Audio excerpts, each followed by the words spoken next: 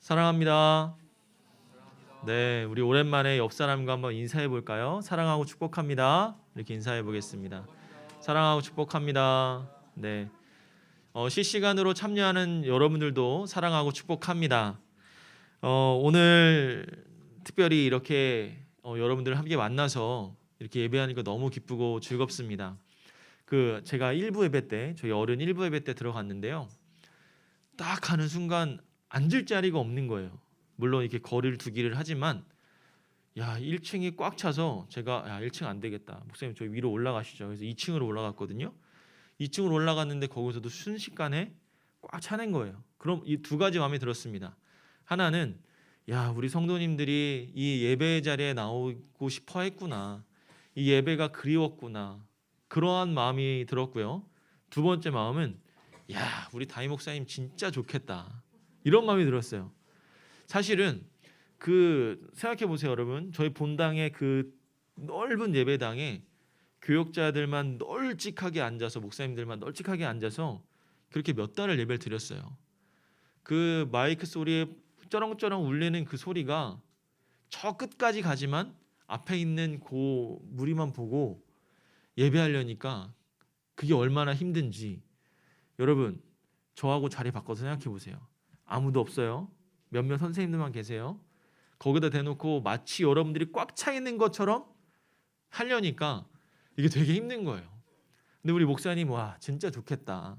아니나 다를까 목사님이 딱 이 자리에 올라가시자마자 싱글벙글, 원래 싱글벙글 하시는데 환하게 웃으시면서 첫 마디가 뭐였냐면 여기 여러분들이 오시니까 매우 좋습니다.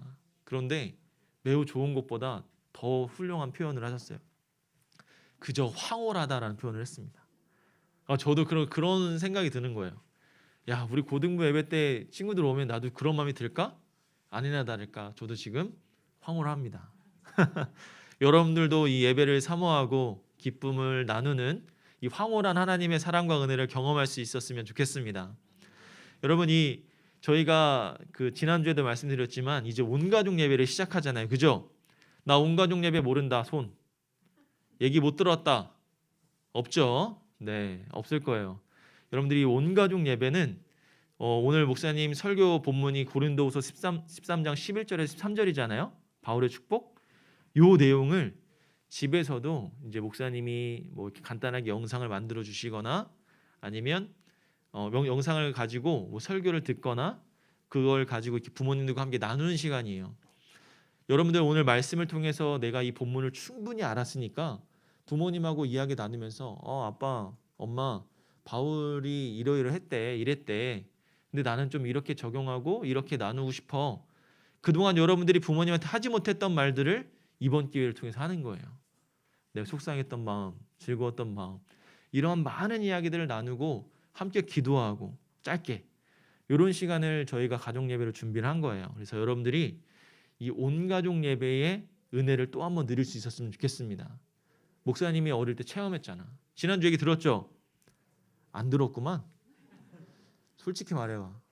목사님이요 방금 말했죠? 여러분들이 꽉 찬 것처럼 그런 마음을 가지고 예배를 준비하고 하는데, 여러분 그때 제가 지난주에 얘기했던 건 이 온가족 예배를 통해서 목사님이 느꼈던 그 어릴 때의 그 추억, 사랑, 은혜, 정말 아픔과 힘든 가운데 서로가 나눌 수 있었던 고백, 이제 그런 시간이 온가족 예배인 것 같아요. 여러분들이 이 온가족 예배에 더 많이 참여하시고 또 거기서 또 하나님의 은혜를 누릴 수 있었으면 좋겠습니다. 자, 여러분 학교나 오랜만에 학교 갔죠? 이번 주에 아직 안 갔나요? 역시 너희들은 시간이 지나도 반응 없는 건 여전해요. 네. 이게 지금 온라인으로 하는 건지 대면을 하는 건지. 얘들아, 목사님하고 자꾸 눈을 안 마주치려고 그래. 나랑 눈 마주치기 싫어요?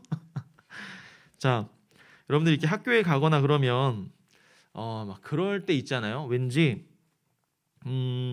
누군가가 내가 학교를 딱 들어갔는데 누가 날 쳐다봐. 근데 그 눈빛이 심상치 않아. 왠지 나를 싫어하고 질투하고 나를 딱 봤을 때 이상한 눈빛으로 자꾸 쳐다봐. 그런 느낌 있잖아요. 내가 어디에 딱 들어갔는데 왠지 누군가가 날 쳐다보고 있는 것 같은 느낌. 그러면 아니나 다를까 어디선가 나를 쳐다보고 있어. 그런 경험 안 해봤어요? 나만 해봤나? 나는 그래 봤어요. 아니 누군가 날 쳐다보고 있는 것 같아. 그래서 누구지? 아니다 다를까 저 위에서 날 쳐다보고 있었던 한 명 있었습니다. 뭐 그런 느낌 있잖아요. 근데 뭐 교실에서도 제가 이렇게 딱 들어갔는데 애들끼리 수근수근대고 괜히 내 얘기를 하는 것 같은, 나를 욕하고 내 이상한 얘기를 하는 것 같은 생각이 드는 거예요. 그래서 저런 놈을 내가 뭐 때문에 그렇지 딱 잡아다가 한 대 꼴밤을 때려줘야 되나? 아니면 이게 뭐 멱살에도 잡아야 되나? 뭐 이런 여러 가지 생각이 드는 겁니다. 여러분들도 혹시 이런 경험이 있다면 오늘 이 본문의 말씀을 잘 한번 들어봤으면 좋겠어요. 여러분, 이 고린도 교회 안에 이 바울이 세운 가장 큰 교회였어요. 이 고린도 교회가 바울이 여러 지역을 다니다가 세운 교회 중에 하나가 이 고린도 교회인데 가장 컸던 교회입니다. 근데 동시에 가장 많은 문제점을 갖고 있었던 교회예요. 보통의 뭐 세상에 보면 뭐 큰 대학이나 뭐 어떤 공동체의 몸집이 커지면 커질수록 그 안에는 여러 가지 문제가 많이 나타나죠. 작은 곳 가운데서는 뭐 한두 개 나타나는 것이 넓은 데 가면 그만큼 인원수도 많고 몸집도 크니까 문제가 더 많기 마련이에요. 교회도 마찬가지예요. 작은 교회들 뭐 작은 교회일수록 문제가 없는 건 아니지만 드러나지 않습니다. 그런데 교회가 클수록 문제점들이 많이 드러나고 어려움도 많죠. 바울이 그런 고린도 교회에 또한 각별한 애정을 갖고 있었어요. 왜냐하면 내가 세운 교회 중에 가장 큰 교회고 또 사랑도 많고 성도들도 참 아름다운 그런 교회였는데 이 성도들이 바울에 대한 불편한 마음을 갖기 시작한 거예요. 근데 그 불편한 마음을 대놓고 바울한테 표현을 하는 거야. 어떻게 표현하냐면 오늘 본문에는 이 축복하는 내용만 나와 있지만 여과 없이 몇 가지의 자꾸 문제점을 제기하기 시작합니다. 어떤 문제점이었냐면 바울에 대한 고린도 교회의 이 진실성, 그리고 사도성, 또 그리고 물질 개념, 물질관, 그리고 또 외모, 이런 것들을 가지고 자꾸 태클을 거는 거야. 이렇게 표현하면 좋을 것 같아요. 여러분들이 고린도 교회 성도예요. 내가 바울이에요. 사도 바울. 근데 여러분들이 자꾸 나에 대해서 공격을 하기 시작하는 거야. 목사님 생긴 게 왜 저렇게 생겼어? 목사님 뭐 맨날 돈만 좋아하고 돈만 따라다니는 거 아니야? 저 목사님 설교하는 거 저거 신학적으로 맞아? 이런 이야기를 하는 거예요. 자, 한번 봅시다. 이 진실성에 대한 의심은 어디서 나오냐면 바울이 고린도 교회에 방문하겠다라고 얘기를 했었는데 고린도 교회를 가지 않았어요. 고린도 교회를 들이지 않고 바로 마게도냐로 갔었어요. 이걸 가지고 고린도 교회 성도들이 너 저 사도 바울이라는 사람, 사도고 하나님의 사람이라는 사람이 거짓말한다고, 진실되지 못했다고 자꾸 공격을 하는 거예요. 자, 두 번째는요, 사도성에 대한 의심이에요. 여러분, 이 사도성은요, 예수님의 12 제자가 가질 수 있었던 거였는데 바울은 12명의 제자 중에 한 사람이었을까요? 아니었을까요? 한 사람이었을까요? 아니었을까요? 아니에요. 예수님의 제자 12명 외울 수 있는 사람? 네. 자, 예수님의 제자가 아니었어요. 그렇지만 사도성을 가지고, 사도라는 직분을 가지고 그 가운데 왔었는데 고린도 교회 성도들이 그러는 거예요. 너 예수님의 제자도 아닌데 예루살렘 교회에 추천도 없이 너 이렇게 하고 다녀도 되는 거 맞아? 이렇게 걸고 넘어지는 거예요. 세 번째는 이 물질관에 대한 의심이에요. 물질. 사도 바울이 누구였습니까? 선교사죠. 우리로 표현하면 여러 곳을 다니면서 복음을 전하며 다니는 선교사인데, 선교사가 여러 군데 다니면서 복음을 전하는데 돈이 있어요? 없어요? 사역하려면 물질이 필요해요? 필요 없어요? 아니, 사역하려면 가서 뭐 사 먹기도 하고 잠도 자야 되고 그걸 가지고 또 복음을 전하는 도구로 써야 될 거 아니야. 근데 사람들이 바울한테 그러는 거예요. 너 맨날 돈만 바라지 제대로 하고 있는 거 맞아? 왜냐면 사도 바울이 자기를 파송해준 교회들한테 가서 여러분, 제가 복음을 전하는데 물질이 부족합니다. 이러한 사역을 해야 되는데 여러분 물질이 부족하니까 좀 후원해 주시면 안 됩니까? 이렇게 요청을 하는 거예요. 여러분 지금도 선교사님들이 여러 가지 선교 사역을 하다가 뭐 이쪽에 정말 한 10명의 성도가 생겼어. 그럼 여기에서 예배를 드려야 하는데 예배 초소가 없어요. 그러면 우리가 그곳에 선교사님을 믿고 그곳에 예배 초소를 세울 수 있는 헌금을 할 수도 있는 거잖아요.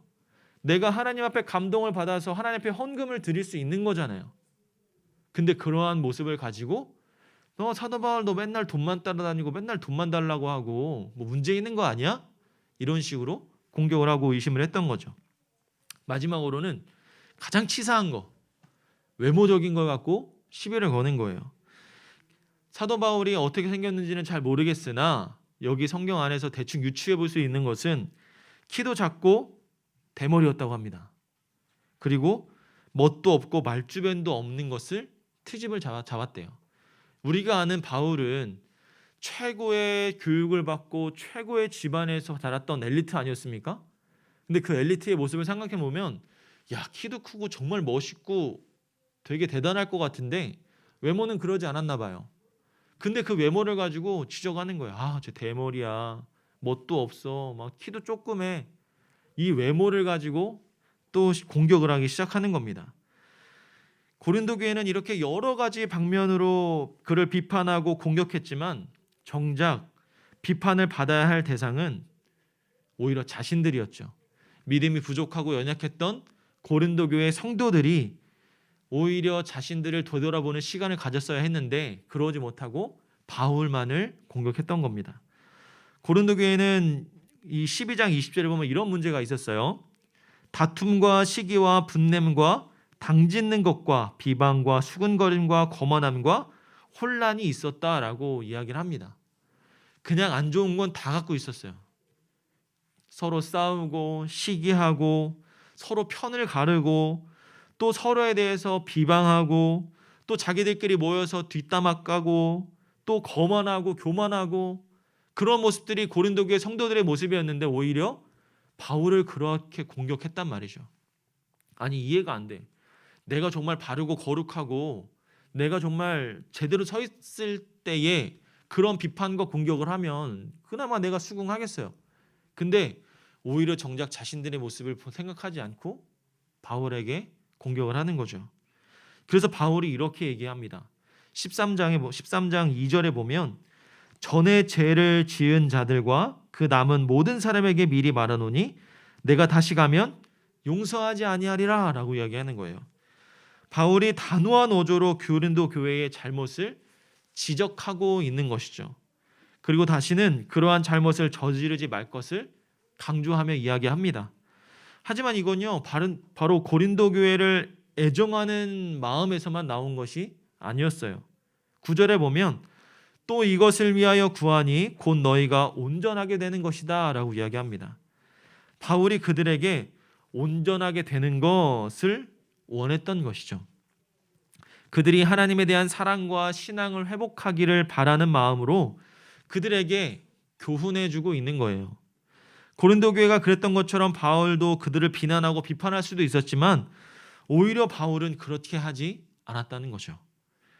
그게 13절에 기록되어 있어요. 13절 보면 주 예수 그리스도의 은혜와 하나님의 사랑과 성령의 교통하심이 너희 무리와 함께 있을지어다 라고 얘기합니다. 바울은 고린도후서 편지를 마무리하면서 이렇게 고린도 교회를 축복하고 있는 거예요. 이 축복의 말씀이 우리에게 이 익숙한 이유는요. 여러분들이 말씀을 듣고 예배가 끝날 때 보통 목사님들이 여러분들에게 축복 기도를 해주는 내용이죠. 그렇기 때문에 여러분들이 이거 어디서 많이 들어봤던 구절인데 하는 구절이 여기 있는 거예요. 목사님들이 기도할 때 여러분 성경적인 근거를 가지고 하지 않는 사람이 없어요. 축도도 마찬가지로 이 성경 가운데 나타나 있는 근거를 가지고 여러분들에게 대언해서 하는 행동입니다. 바울은 예수 그리스도의 은혜, 하나님의 사랑, 성령의 교통하심으로 축복해주고 있는 거예요. 오히려 나를 공격하고 비방하고 그랬던 사람들한테 오히려 그들을 축복하고 다시 바른 교훈으로 세우기 위해 노력하는 겁니다. 너무 멋있지 않나요? 여러분이 바울이었으면 나를 욕하고 나를 깎아내리고 공격하고, 아까 뭐라 그랬어요? 진실성, 사도성, 물질, 외모, 정말 이걸 입장을 바꿔서 나한테 그랬다면 정말 화가 날 것 같아요. 정말 너무나 화가 날 것 같아요. 사실이 아니잖아요. 근데 이런 소리를 듣고도 오히려 그들을 위해서 위로하고 기도하고 하는 거죠. 솔직하게 말하면요, 내가 바울이었으면 솔직하게 바울도 조금은 화가 나고 열받지 않았을까? 그냥 성경이니까 그 부분 안 기록되어져 있고 그냥 좋은 것만 드러나는 거 아닐까? 이런 생각도 했었습니다. 왜냐하면 인간이라는 게요, 그렇게 상처를 받으면 마음이 아프잖아요. 아무리 성격 좋고 아무리 착한 사람이라고 해도 나를 욕하고 나를 힘들게 하면 그 사람이 원망스럽고 화가 날 수도 있어요. 아마 바울도 그랬을 겁니다. 그러나 바울의 마음 가운데는 자기의 그러한 속마음보다는 하나님의 사랑이 뭔지 깨달았기 때문에 하나님의 사랑으로 더 그 마음을 표현하지 않았을까 생각이 되는 거죠. 저와 여러분들 마음속에도 이 사도 바울과 같은 마음이 있기를 주님의 이름으로 축복합니다. 예수 그리스도의 은혜를 아는 자들은요, 이런 정죄를 안 하죠. 또한 그 은혜로 거듭나기 때문에 그렇습니다. 하나님의 사랑을 아는 사람들은요, 사람을 미워하지 않아요. 또 성령의 교통 안에 거하는 사람은요, 자기의 육신의 연약함을 이기고 성령의 열매를 맺으며 살아가려고 노력을 합니다. 바울은 고린도 교회 성도들을 미워하는 마음을 이 사랑하는 마음으로 바꾼 거예요. 여러분, 요즘의 모습을 보면 이 코로나19 때문에 교회들이 얼마나 많은 핍박과 또 상처를 받습니까? 무슨 코로나19의 근원지가 교회인 것처럼 하나님을 믿는 자들을 비방하고 욕하고 그리고 우리들의 마음을 어렵게 하죠.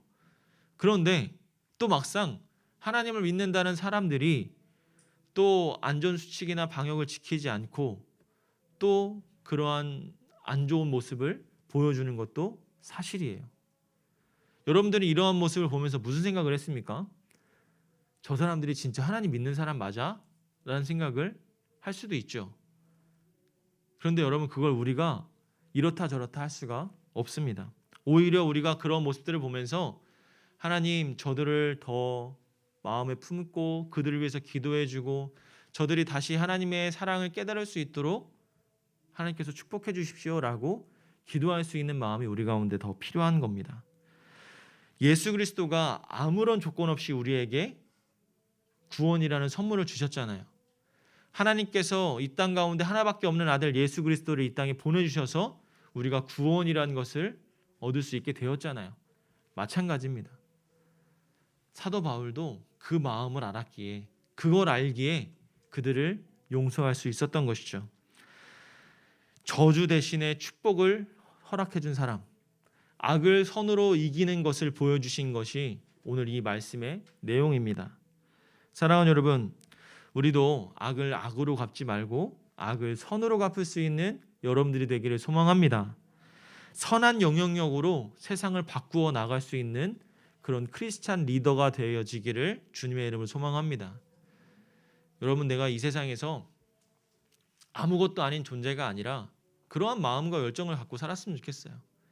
내가 뭘 해도 이 세상이 바뀌지는 않지도 몰라.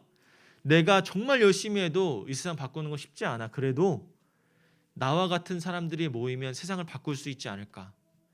내 마음과 열정을 다해서 하나님 믿는 사랑과 열정을 가지고 나아간다면 나와 같은 사람들이 모여서 힘을 내고 그것이 세상을 변화시킬 수 있지 않을까. 악을 악으로 대항하는 것이 아니라 선으로 바꾸며 나아갈 수 있지 않을까.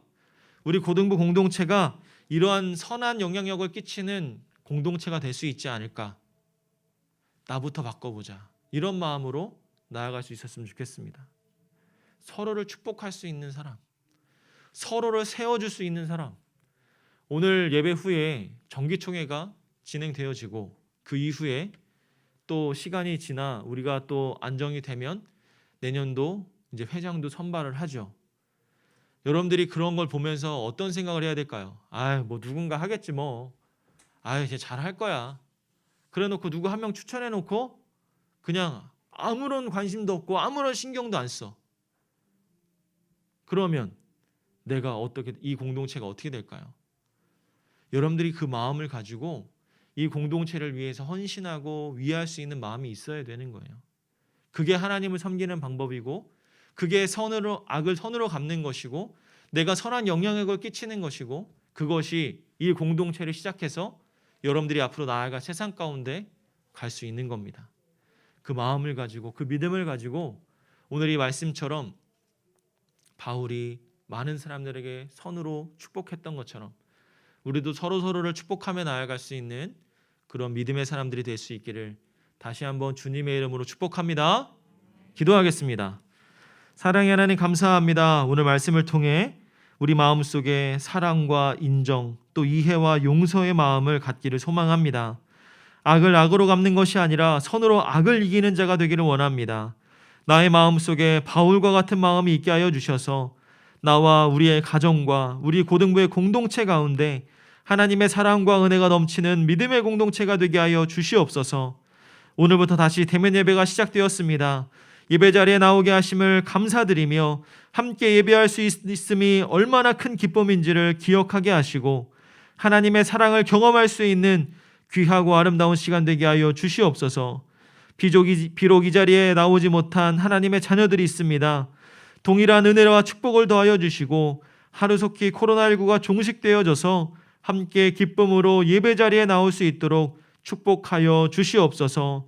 하나님, 또한 보이는 곳에서 또한 보이지 않는 곳 가운데서 수고하시는 선생님들과 또한 많은 사람들이 있습니다. 그들의 수고와 헌신을 기억하여 주셔서 그들의 수고와 헌신을 통하여서 하나님의 나라가 더욱더 세워져 나아가는데 귀하게 쓰임받을 수 있도록 주님 축복하여 주시옵소서. 또한 하나님, 저희가 학업 가운데서도 또 여러 가지 어려움과 또한 고민과 또 해결해 나아갈 것들이 많이 있습니다. 하나님께서 함께하여 주셔서 그것들이 우리의 어려움과 장애물이 되는 것이 아니라 나의 성장과 신앙을 위해 더욱더 키워져 나아갈 수 있는 하나의 도구가 될 수 있도록 우리를 축복하여 주시고 늘 믿음을 잃지 않고 늘 주님의 사랑과 축복 안에 든든하게 세워질 수 있는 나와 우리 가정이 될 수 있도록 주님 축복하여 주시옵소서. 이제는 우리 주 예수 그리스도의 은혜와 하나님의 한없는 사랑과 성령님의 감화감동 교통하심이 우리 마음속에 나를 위해 십자가에서 죽으신 예수 그리스도의 사랑의 마음이 있기를 소망하며 사랑하는 주의 자녀들의 머리 위에 이제로부터 영원토록 함께 있을지어다. 아멘.